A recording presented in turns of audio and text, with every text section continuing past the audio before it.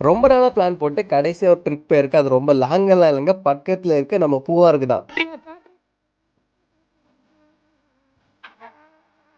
எல்லா boys gang மாரி தான் இங்கேயும் ஒருத்தன் கண்டிப்பா பெட்ரோல் போடாம வண்டி எடுத்துட்டு வருவான். சொன்னவன் பக்கவாதம் வந்தவன்லாம் எனக்கு அடியாளு. இவங்களை வச்சு நான் சண்டை செய்யணும். ஏச்சி வாங்கடா. இந்த எல்லா ஃபன்னுக்கு அப்புறமா நாங்க வந்து சேர்ந்த ஸ்பாட் தான் நம்ம பூவார்ல இருக்க புலரி பேக் வாட்டர்.